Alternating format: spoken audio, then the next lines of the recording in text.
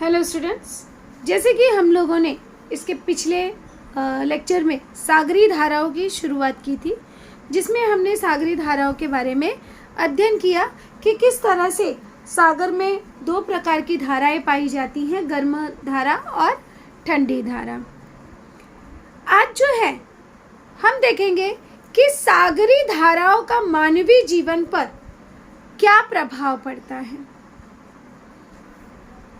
क्योंकि सागरी धाराएं मानव जीवन को अत्यधिक प्रभावित करती हैं। तटीय प्रदेशों में सागरी धाराओं का जलवायु पर विशेष प्रभाव पड़ता है। ये जो सागरी धाराएं हैं, इनका जलवायु पर, ये जलवायु को अत्यधिक प्रभावित करती हैं। अब यहाँ पर एक हमारा प्रश्न बनता है कि तटीय प्रदेशों में सागरी धाराओं का खाली स्थान पर विशेष प्रभाव पड़ता है, तो किस पर विशेष प्रभाव पड़ता है? हमें उत्तर मिलता है जलवायु। खाली स्थान के लिए ये भी आ सकता है कि खाली स्थान में सागरी धाराओं का जलवायु पर विशेष प्रभाव पड़ता है, तो ऐसा आंसर हमको मिलता है तटीय प्रदेश। अब जैसे कि हम जानते हैं कि यहाँ पे दो प्रकार की धाराएं होती हैं, गर्म धाराएं और ठंडी धाराएं। तो गर्म धाराएं जिन ठंडे प्रदेशों के तटों से गुजरती है, वहां जलवायु गर्म हो जाती है। तो ध्यान में रखिए, जहां से गर्म धाराएं पहुंचती हैं, तो भले ही ठंडा प्रदेश हो, किंतु जब ये गर्म धाराएं पहुंचती हैं तो वहां का तापमान भी गर्म हो जाता है। जैसे एग्जाम्पल के लिए, उदाहरण के लिए ले लीजिए कि जब आपके घर में गैस चालू होता है, खाना पकता रहता है, तो अगर किचन में पहुंचे तो वहां का तापमान जो है वो गर्म होता है। तो उसी प्रकार से जब ये गर्म धाराएं पहुंचती है तो वहां की भी जलवायु गर्म हो जाती है और कुछ प्रदेशों में अधिक वर्षा होती है। उसके परिणाम स्वरूप अधिक वर्षा होती है। उदाहरण के लिए पश्चिमी यूरोप, दक्षिण अलास्का एवं जापान के तट के पास से बहने वाली गर्म धाराओं के कारण वहाँ के ठंड की तीव्रता कम हो जाती है। जहाँ पर ठंडी, कड़ाके की ठंडी पड़ रही है, अगर उसके आसपास के क्षेत्र से गर्म हवाएं जाती हैं तो वह वहाँ के तापमान को अत्यधिक गर्म बना देती हैं और उसका परिणाम क्या होता है कि और मौसम थोड़ा सा ठंडा हो जाता है।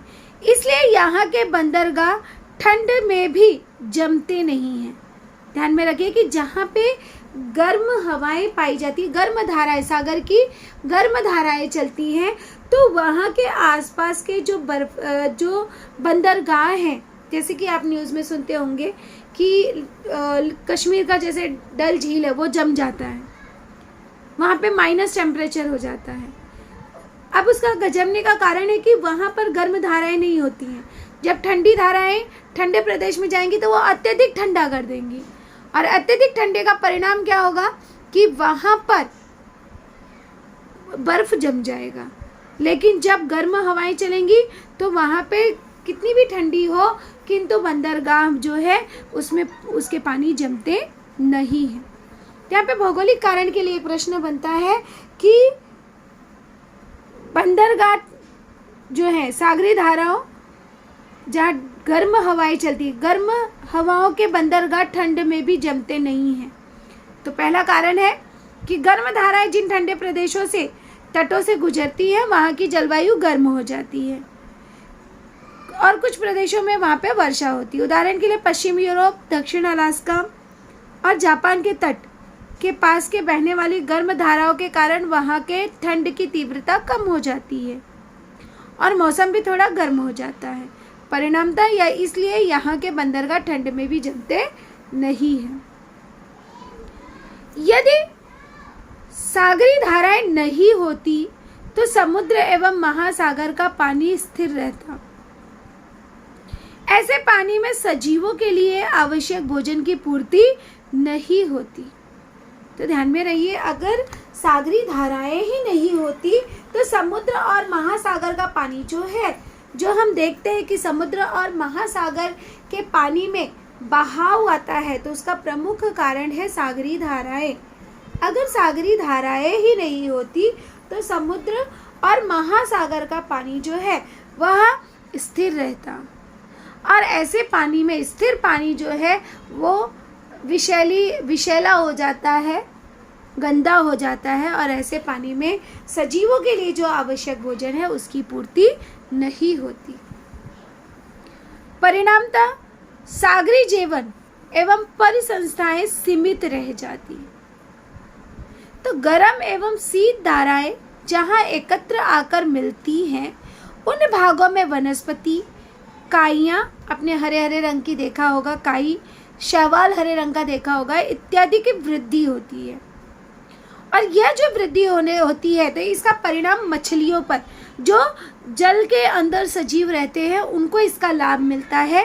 तो यह मछलियों का भोजन होता है। जैसे कि हम सब जानते हैं कि मछलियों का प्रमुख आहार होता है वनस्पति, काई, शैवाल, इस पर वो निर्भर होती हैं, इसलिए बड़े पैमाने पर वहाँ पर मछलियाँ पाई जाती हैं। अब यहाँ पे भी एक हमारा भौगोलिक कारण का क्वेश्चन बनता है कि गर्म एवं शीत धाराएं जहाँ पर आकर मिलती हैं वहाँ बड़े पैमाने पर मछलियाँ पाई जाती हैं। तो इसका परिणाम है, पहला कारण, गर्म एवं शीत धाराएं जहाँ एकत्रित आकर मिलती है उन भागों में वनस्पति, काइयाँ, शैवाल आदि की वृद्धि होती है। दूसरा पॉइंट, यह मछलियों का भोजन होता है।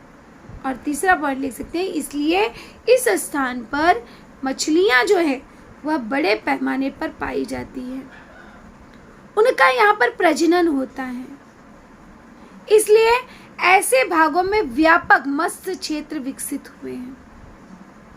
अब वहाँ पे प्रजनन की प्रक्रिया होती है जिससे मछलियों की संख्या में वृद्धि होती है, और परिणाम स्वरूप ऐसे भागों में व्यापक मत्स्य क्षेत्र विकसित हुए हैं। उदाहरण के लिए जैसे अटलांटिक महासागर में उत्तरी अमेरिका के पास ग्रैंड बैंक है, जहाँ पर गर्म और शीत धाराएं आकर मिलती हैं। यूरोप महाद्वीप के डागर बैंक, ऐसे कुछ उदाहरण हैं जहाँ पर अधिक से अधिक मत्स्य पालन किया जाता है। गर्म एवं ठंडी धाराओं का जब संगम होता है, जहाँ पर ये मिलते हैं गर्म और ठंडी हवाएं, तब उन क्षेत्रों में घना कोहरा छा जाता है, और ऐसे कोहरे जल परिवहन में बाधा उत्पन्न करते हैं, अर्थात पानी को, जल को एक स्थान से दूसरे स्थान पर नहीं जाने देते हैं। न्यूफाउंडलैंड द्वीप के पास गर्म गल्फ धारा और ठंडी लेब्राडोर धाराओं का संगम होता है। यहाँ पे न्यूफाउंडलैंड है जहाँ पर गर्म धाराएं और ठंडी धाराएं, तो गर्म धारा का नाम है गल्फ धारा और ठंडी धारा का नाम है लेब्राडोर धारा। तो यहाँ पे जोड़ियाँ मिलाओ के लिए आपको पूछा जा सकता है, गर्म धारा तो आपको आंसर मिलेगा गल्फ धारा, ठंडी लेब्राडोर धारा, तो उनका संगम होता है। अतः घने कोहरे का निर्माण होता है, जिसकी वजह से घना कोहरा होता है, और ठंडी धाराओं के कारण ध्रुवीय प्रदेशों में हिमशैल बहकर जाते हैं, और ऐसे हिमशैल सागरी परिवहन के मार्ग में आ जाए तो जहाजों के लिए खतरनाक भी सिद्ध होते हैं। सागरी धाराएं जल परिवहन की दृष्टि से महत्वपूर्ण होती हैं। यदि सागरी धाराओं के अनुसार परिवहन हो तो जहाजों को गति मिलती है और ईंधन की भी बचत हो जाती है, यातायात का खर्च भी कम होता है। तो यहाँ पर एक हमारा भौगोलिक कारण के लिए प्रश्न बनता है कि सागरी धाराएं जल परिवहन की दृष्टि से महत्वपूर्ण होती हैं। तो उत्तर हम लिख सकते हैं इस तरह से कि सागरी धाराएं जल परिवहन की दृष्टि से महत्वपूर्ण होते हैं, क्योंकि सागरी धाराओं के अनुसार परिवहन हो तो जहाजों को गति बढ़ती है। दूसरा, सागरी धाराओं के गति के कारण ईंधन की बचत होती है, और तीसरा पॉइंट लिख सकते हैं कि यातायात का खर्च भी कम होता है। ठंडी सागरी धाराओं के पास के तटों पर वृष्टि की मात्रा कम होती है। जहाँ पर ठंडी सागरी धाराएं होती हैं, इन क्षेत्रों पर वृष्टि अर्थात वर्षा की मात्रा बहुत ही कम होती है। उदाहरण के लिए जैसे पेरू देश हो गया, चिली हो गया, चिली एंड दक्षिण पश्चिम अफ्रीका का मरुस्थलीय प्रदेश हो गया, तो यहाँ पर जो है वर्षा बहुत ही कम होती है। उसके पीछे क्या कारण है? ठंडी सागरी धाराएं। अब यहाँ पर रिक्त स्थान के लिए क्वेश्चन बनता है कि ठंडी सागरी धाराओं के पास के तटों पर खाली स्थान की मात्रा कम होती है, तो यहाँ पर वृष्टि की मात्रा कम होती है।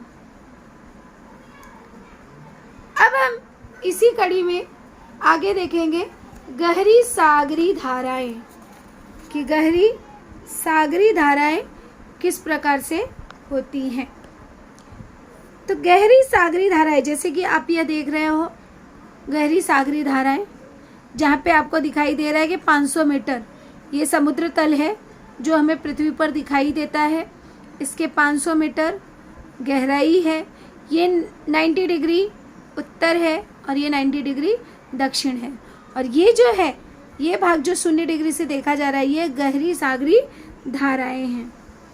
तो अब हम देखेंगे गहरी सागरी धाराओं के बारे में कि 500 मीटर से अधिक गहरे जल में भी धाराएं होती हैं। ये जो 500 मीटर आप देख रहे हो, तो इसके अंदर भी धाराएं होती हैं। उन्हें गहरे जल की धाराएं कहा जाता है। ये जो 500 मीटर के नीचे जो धाराएं होती हैं, उसी को हम कहते हैं गहरे जल की धाराएं। तो यहाँ पे हमारा एक प्रश्न बनता है कि गहरे जल की धाराएं किसे कहते हैं। ध्यान में रखिए कि 500 मीटर से अधिक गहरे जल में भी धाराएं होती हैं और उसे ही गहरे जल की धारा कहते हैं। गहरी धाराएं महासागरीय जल के अलग अलग भागों में तापमान एवं घनत्व के अंतर के कारण उत्पन्न होती हैं। तो यहाँ पर एक प्रश्न पूछा जा सकता है कि गहरी सागरी धाराओं पर किसका प्रभाव पड़ता है। तो उत्तर हमें मिलता है कि गहरी सागरी धाराओं पर जल के अलग अलग भागों के तापमान, जल का जो अलग अलग स्थान है, अलग अलग स्थान पे अलग अलग तापमान होता है। तो जो अलग अलग तापमान होता है और घनत्व होता है पानी का, उसके अंतर के कारण उत्पन्न होती हैं। इसे तापीय लवणता अभिसरण कहते हैं। तो यहाँ पर एक प्रश्न बनता है कि तापीय लवणता अभिसरण किसे कहते हैं। तो उत्तर के लिए गहरी धाराएं महासागरीय जल के अलग अलग भागों के तापमान एवं घनत्व में अंतर के कारण उत्पन्न होती हैं और इन्हें ही तापीय लवणता अभिसरण कहते हैं। ये मुख्यतः महासागर के नितल तक बहती है। ये महासागर का नितल भाग अर्थात तली भाग, इसे कहते हैं नितल, तो नितल तक बहती हैं। और ये सागर जल की सतह से नीचे नदियों की तरह सतत बहती रहती है। ये नहीं कि जल जो है स्थिर रहता है। अब जैसे कि यहाँ पर आप देख रहे हो एक धारा स्वरूप दिख रहा है, किंतु जब 500 मीटर के अंदर नीचे आते हैं तो यहाँ पे पानी जो है वह एकदम समतल दिख रहा है, किंतु फिर भी यह जो है इनमें प्रवाह की गति होती है और तल तक पानी जो है वह धीमे धीमे स्वर में वह बहता रहता है। अब हम इसके आगे देखेंगे कि अलग अलग भागों में पानी का तापमान भी गहरी सागरी धाराओं के उत्पन्न होने के कारण है। अब ये तापमान हम कहते हैं कि अलग अलग जगह पर अलग अलग पानी का तापमान है। उसके पीछे कारण क्या है कि अलग अलग भागों में पानी का तापमान भी गहरी सागरी धाराओं के कारण ही है। अगर गहरी सागरी धाराएं नहीं होती तो ये तापमान भी भिन्न भिन्न नहीं होता था। गर्म पानी की लवणता कम होती है और घनत्व भी उसका कम होता है। ऐसा पानी जब सतह पर आता है, जब ये गर्म पानी जिसमें क्षार की मात्रा, लवणता की मात्रा कम होती है, उसका घनत्व भी कम होता है, हल्का पानी होता है। जब यह पानी सतह पर आता है तब ठंडा और अधिक घनत्व का पानी नीचे चला जाता है और इस संचार के कारण धाराओं का निर्माण होता है, अर्थात पानी ऊपर नीचे होता है जिसके कारण वहां पर धाराओं की निर्मित होती है। सामान्यतः ग्रीनलैंड एवं यूरोपीय महाद्वीपीय क्षेत्रों में सतही जल धारा अधिक गहराई की ओर बहती जाती है और यह जल धारा गहराई में ही अंटार्कटिका महाद्वीप तक बहती हुई चली जाती है, अर्थात नीचे जो गहराई का भाग है उतने में ही वह अंटार्कटिका महाद्वीप में बहती हुई चली जाती है। यहाँ से आगे उसका संचार सागरी सतह की ओर होता है और इस प्रकार से संपूर्ण सागर में जल का पुनर्वितरण होता रहता है। ऐसे पुनर्वितरण के लिए 500 वर्षों का समय लगता है। ये जो समय है, ये नहीं कि पानी डाला और ऊपर से नीचे वो हो रहा है, नहीं।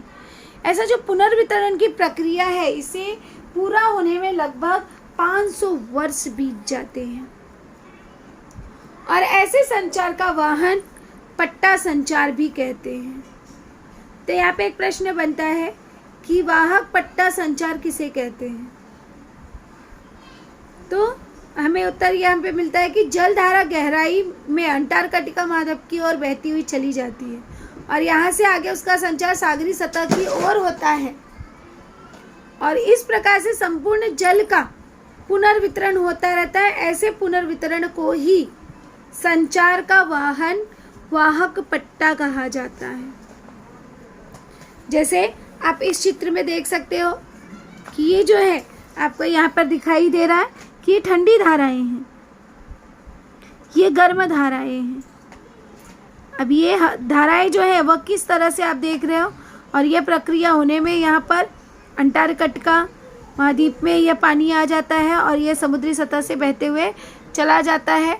तो इस तरह से यहाँ पर यह है हमारा गहरे सागरी का प्रवाह, किस तरह से यह पुनर्वितरण की प्रक्रिया होती है और यह प्रक्रिया होने में लगभग 500 वर्षों का समय लग जाता है और इसे ही ये जो संचार आप देख रहे हो गर्म और ठंडी धाराओं का, ऐसे संचार को ही वाहक पट्टा संचार भी कहते हैं। अब इसी कड़ी में हम आगे देखते हैं कि गहरी सागरी धाराओं का महत्व, कि गहरी सागरी धाराओं का क्या महत्व है। ताप एवं लवणता से प्रेरित अभिसरण के कारण सागरी जल में बड़े पैमाने पर हलचल होती है। ये जो सागर की जल होते हैं यहाँ पर बड़े पैमाने पर हलचल होती है और इस अभिसरण के द्वारा, इसके कारण ही नितल की ओर और नितल के सतह की ओर आता है और सतही भाग का गर्म जल नितल की ओर जाता है। जैसे मैंने कहा कि यहाँ पे देख रहे हैं आप, ये यहाँ पर जो है ये गर्म धाराएं हैं, ये जो लाल लाइन की है ये गर्म धाराएं हैं और ये जो नीली लाइन दिख रही है ठंडी धाराएं हैं। अब यहाँ पे देख रहे हो ठंडी धाराएं जो है यहाँ पर इस तरह से ये गर्म धाराएं ऊपर जा रही है, ऊपर से फिर नीचे आ रही है और यहाँ पे भी वही प्रक्रिया हो रही है कि ये ठंडी धाराएं जो है वह नितल की ओर आ रही हैं। तो इस तरह से सतही का भाग का जो गर्म जल होता है वह नितल की ओर आता है और नितल का पोषक तत्वों के से समृद्ध जल ऊपर जाता है। तो इस तरह से इसकी प्रक्रिया होती है। क्या आप जानते हैं जैसे अटलांटिक महासागर में सारगासो समुद्र का नाम है, सारगासो समुद्र सागरी धाराओं के गोलाकार प्रवाह के कारण निर्मित होता है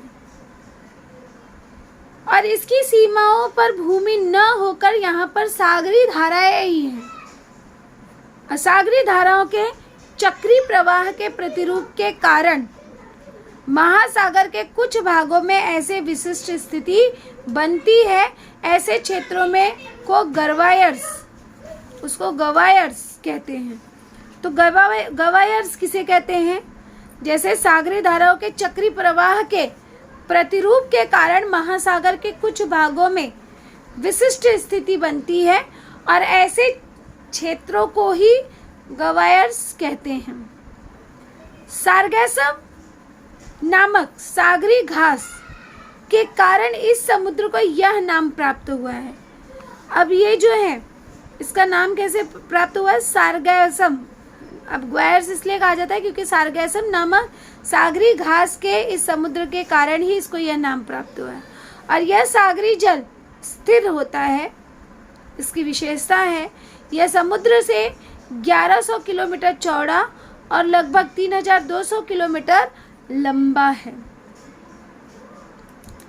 अब हम आगे देखेंगे। हमेशा आपको यह बात ध्यान में रखनी है कि सागरी धाराएं तट के पास नहीं बहती। सामान्यतः वे जलमग्न तट की निचली सीमा के पास गुजरती हैं। इस सागरी धाराओं की हम बात कर रहे हैं तो यह कभी भी हमें समुद्र सतह पर दिखाई नहीं देती हैं। सागरी धाराओं की गति भले ही कम हो पर उसके साथ बहकर आने वाली पानी जो है वह अधिक होती है। और पश्चिमी पवन जिसे कहा जाता है, आपने भी ये वर्ड सुना होगा, पछुआ। यह जो है एक गाउटी लैंग्वेज, देहाती लैंग्वेज है। पछुआ अर्थात जो पश्चिम की ओर से जो हवा चलती है उसे कहा जाता है पछुआ। तो पश्चिमी पवनों के प्रभाव में मध्य अक्षांशों के आसपास सागरी धाराएं पश्चिम से पूर्व की ओर बहती हैं और विषुवत रेखी धाराएं पूर्व से पश्चिम की ओर बहती हैं। इसलिए सागरी धाराओं का एक चक्राकार, जो चक्र के आकार का हम देख रहे हैं, तो ये चक्राकार जो है वह इसी कारण से निर्मित होता है। जैसे कि यहाँ पे हमने देखा ये चक्र का निर्माण जो है इसे कहते हैं चक्राकार। तो इसके निर्माण इसी प्रक्रिया के कारण हुई है कि यहाँ पर जो है विषुवत धाराएं पूर्व से पश्चिम की ओर बहती हैं और कुछ धाराएं क्या है, सागरी धाराएं पश्चिम से पूर्व की ओर बहती हैं। इसके कारण वहाँ पर चक्र का निर्माण होता है। तो इस तरह से हमने देखा कि सागरी धाराएं किस प्रकार से बहती है और उनमें उनके कितने प्रकार होते हैं। सागरी धाराएं किस तरह से मानव जीवन को प्रभावित करती हैं, सागरी धाराओं का महत्व क्या है, इन सभी के बारे में हमने अध्ययन किया।